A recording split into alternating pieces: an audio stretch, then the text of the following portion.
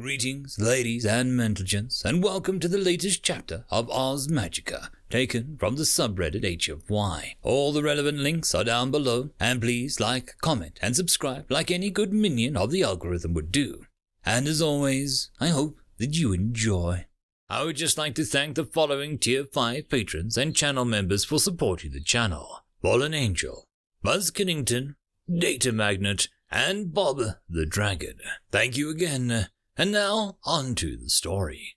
Chapter 10.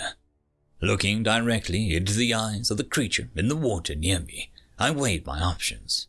I can either run like hell and probably get caught.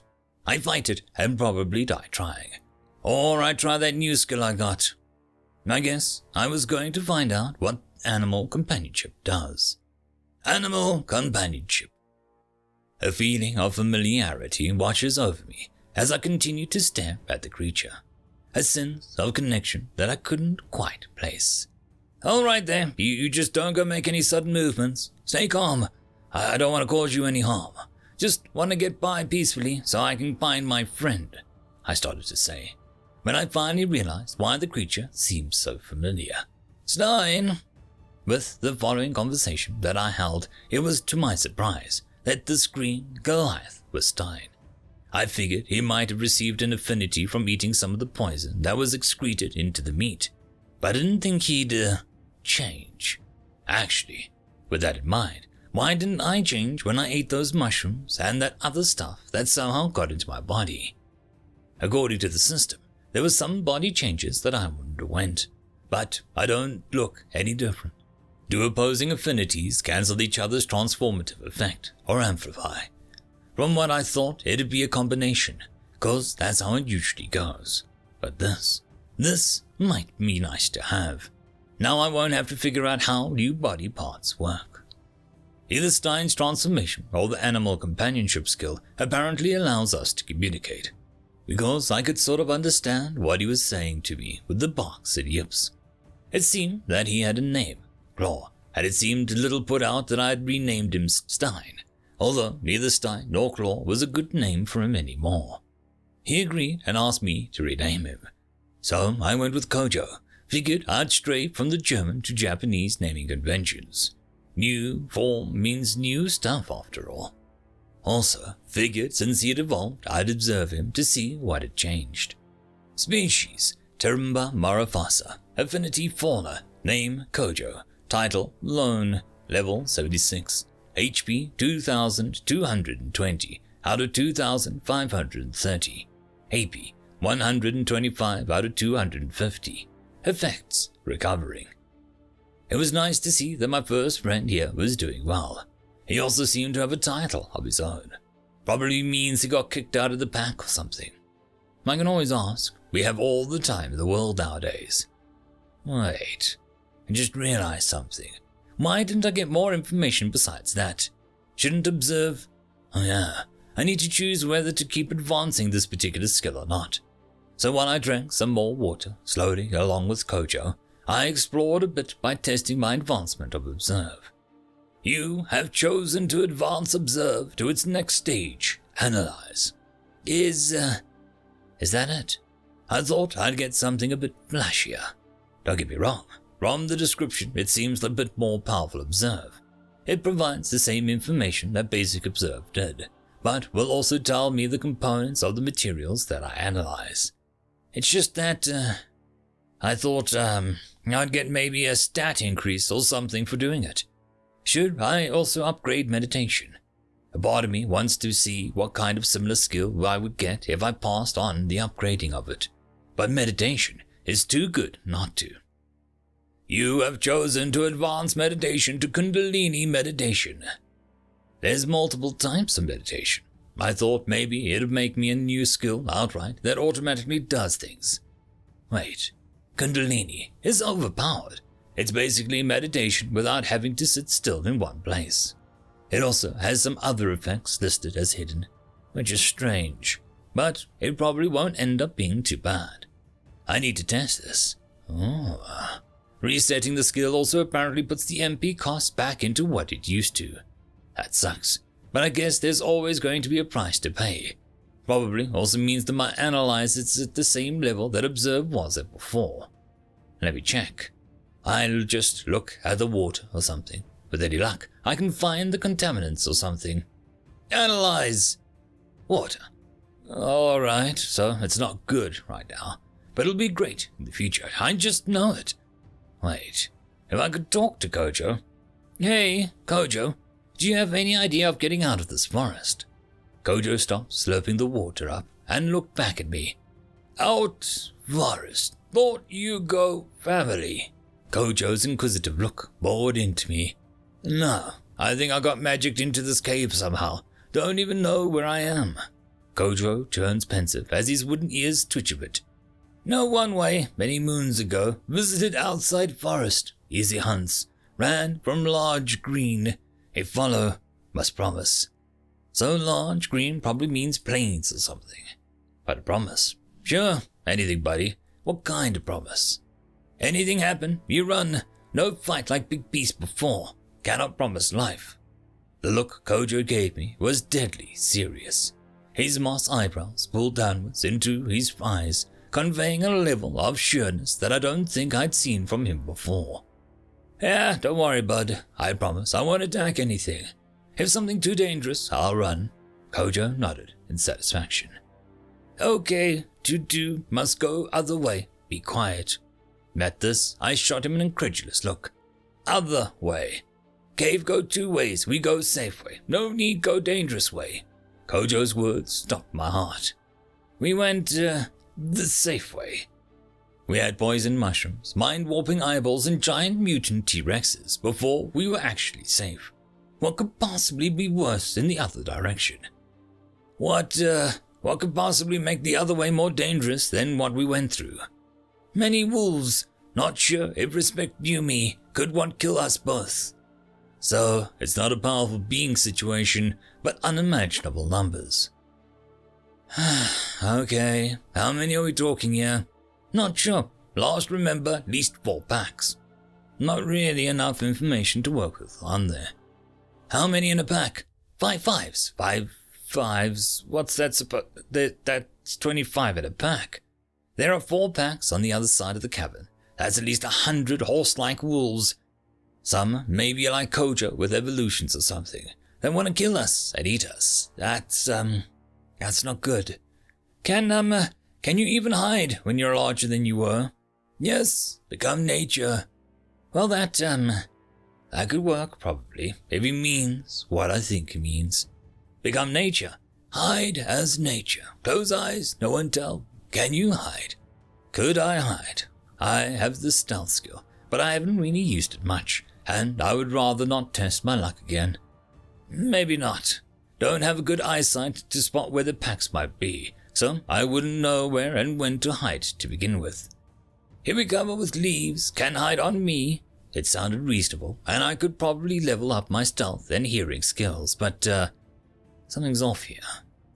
Yeah, that might work. Wait, do we even need to go through the cave? Couldn't we just follow along the outside of it?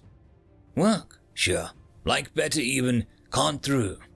Can't. That doesn't really bode well. Why not? Stuck. What do you mean, stuck? While you sleep, I wonder. Surround cliffs, water come cliffs. Not comfortable drinking next to cliff. Come further in drink. How would cliffs get water up? Unless he means a cliff face. Wait, are we in a caldera? So, we're stuck in a valley, surrounded by high cliffs. Yes, try climb, pause no keep. Doubt you either, that why go back in? How long was I out? For him to have even tried doing this. I mean, he physically changed his entire makeup. I don't even know how long. Wait, I would. The time limit on the newcomer title effect. Effect, newcomer, 10 hours, 25 minutes, and 13 seconds.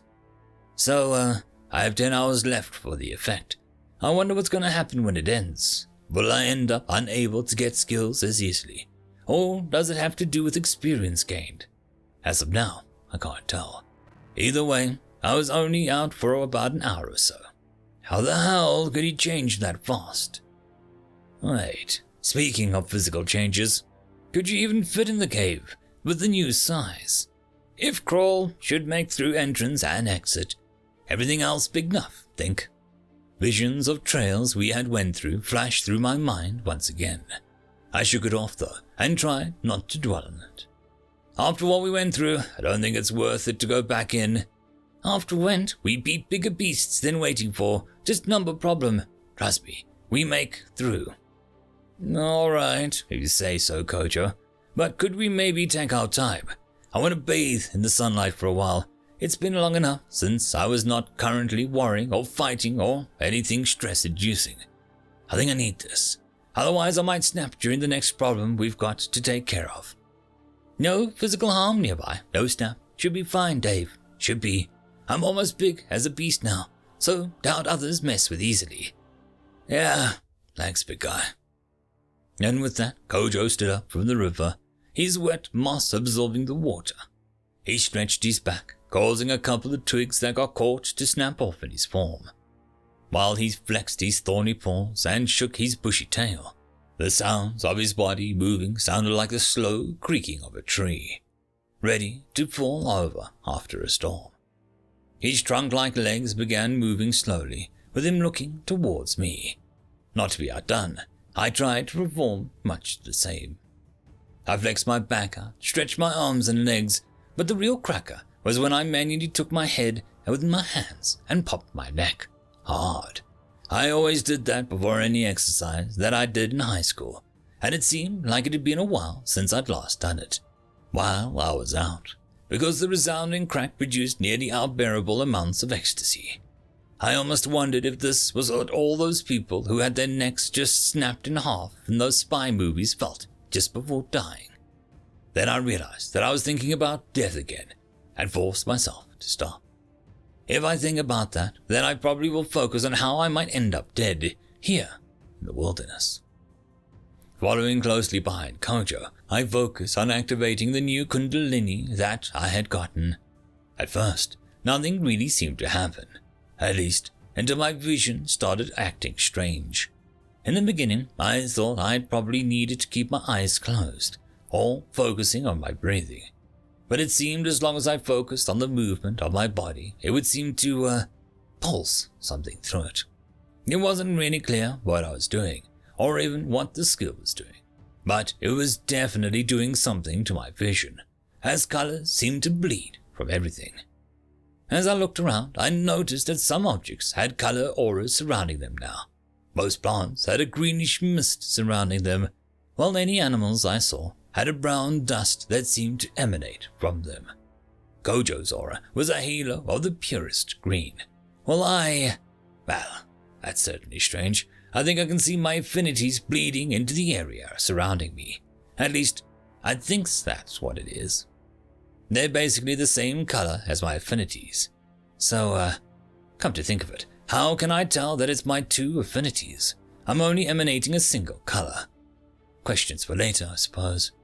I closed my eyes to steady myself away from those questions, only to find that the colors remaining in my vision. So I guess this might be a spiritual ability of some sort. I don't seem to be able to control what I see, but maybe as I advance, I can narrow the focus on something. I don't know, but I guess this explains the Cthulhu Rex. Don't need eyes if you can see souls or something. Wait, if it could see our souls. Damn it! We're always out in the open to anything that could use this. To me, I think I can see a bit of the definition in things around me. But after a certain range, the colors seem to bleed into a singular pulse.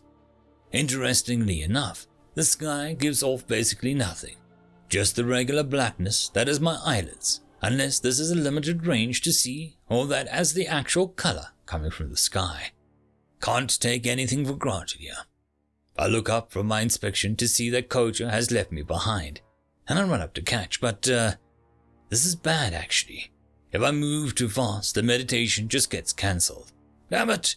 Do I have to level this up until I can keep up with any fast movements? I need to get his attention. Hey, Kojo, can I ride on your back? Seems more comfortable with all the moss and all, plus my feet had a couple rocks stuck in them, probably from the river. Kojo looks at me before nodding, stopping, and lowering his body. Climb then. Big form means more movements. Rather you keep than left. Well, good enough for me. With that, I jump up on him and start climbing. Thankfully, it doesn't seem too difficult to climb up, especially since the trunk-like legs have little knots coming out of them. When I finally reach the moss, I find that it's a bit hard to grasp, but manageable. Almost feels like a wet piece of fabric with how thickly it covers his back. But it doesn't rip off when I pull all my weight on it. I swing my leg over, attempting to settle Kojo's back. But I think I misjudged how wide Kojo's gotten. It's almost like my legs are straight out once it gets over the curve. Somehow, something seems to grab my leg and hold it steady while I pull myself on top of him. Kojo, are you doing that? Kojo's head turns towards me. Yes, but I can do things now. Don't do much, but can move my body some. Helped Dave get up. Did Dave get up okay? Yeah, buddy. Just thought you had some creepy plant stuff parasiting off of you or something. It's fine though. You're welcome to keep going. Kojo nods and then stands once again and begins to head back towards the cave. The motion of his body is a bit disorienting at first, but I think I've gotten the hang of it. It's slower than his wolf stride, so it ends up being better for my purpose. But I kind of feel bad for lying to him about why I wanted to get up here. It had to be done though. What else could I have said? Hey, Kojo, I need to be carried while I advance some skills so I stay alive longer. What? Oh yeah, this'll definitely help somehow, I guarantee it. No, it's not an attack. What do you mean that's useless? Bah! Then I'd probably be on walking duty while he deliberately slowed his pace and not talk to me while we got to the cave. Or worse, seem like a bad friend or something. Already lost too many of those already, whether by poor conversational skills or otherwise. Now that I'm up here though, I guess I can focus on something to do while we head towards the cave. I activate the meditation again, as well as analyze, because if I have it constantly active while I look around, maybe it'll get better. Might need another requirements to level up, I don't know. I've put most of my leveling of skills hidden, so I've actively have to check whenever I want to. I just figured with how fast it was going before, it might have just been annoying, and probably dangerous to deal with it all the time. While the Kundalini was active, I tried to move my magic around. If my magic was somehow still seeping out of me, that was probably bad. Maybe this was a visualization of my mana being spent doing leg of the entire time while my body regenerates it back. By regeneration, and all the meditation being done. But I digress. I have to use this chance to figure out what's happening here. Otherwise, I might lose my prosthetic for good. Which reminds me that I was kind of being stupid activating it earlier, since I was barely recovering 2 MP the entire time I walked to the river. I have no idea how the leg's been activated this entire time. But if I lose it, I might not be able to bring the magical prosthetic back, and I'd be stuck until my regeneration finished regrowing my real leg. Right now, it's just above the knee, so it's doing something. But it might not be doing anything after this, if regeneration runs out of mana or something. So I try and do what I had done before later in the fight while I looked around. Now that I've done it once, it seems like I can trigger it instinctively. As I look around internally, the area I look at had a couple of symbols floating around it now. Some were colored, while others were not, and some of my mana was going through them. That's cool, I guess. I wonder what those symbols do, anyhow. I've decided that this is definitely my soul. I guess it's good to know that I have one. But it seems that I might have had to break some of it to get that magic spear in my hand. Who knows what could have happened if I had just shattered it completely?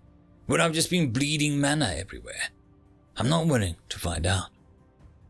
I look outwards while closing my eyes to see the mana slowly moving farther away from me. The mana immediately surrounding my body isn't really touchable, per se, after a few centimeters, but I was able to suck up a bit of it and back into my body. I gathered the reclaimed mana into a foggy sphere. For some reason, the mana doesn't want to seem to go back through the hole that I made, which is weird. If mana can come out, it surely should be able to come in. Maybe It's because some is coming out of that hole to maintain some spells. Could be why, but maybe I could just force it through my shell, trying to maintain pressure around my soul. I try and squeeze the sphere into my core. Nothing seems to happen at first, so instead of picturing fingers or hands squeezing, where there could be points that aren't squeezed, I try and instead make bigger sphere around it and shrink it down. It's easier thinking in terms of geometrics anyway. With that, the mana seems to almost give slightly before it's forced into a container itself. Unfortunately, I wasn't expecting the sudden give, so I had started to squeeze my soul. It was kinda too late to push back now, as I could feel groans coming from the very being. It wasn't painful, because I only felt a little bit before my sphere of force went through my soul. It was kinda creepy, to be honest, as if it felt just like moving stuff around my core of my being. That wasn't really enough to get me to stop.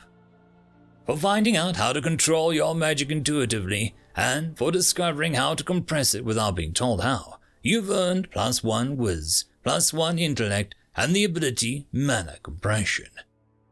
So, this is also a thing that I can do. But hey, not going to look a gift horse in the mouth.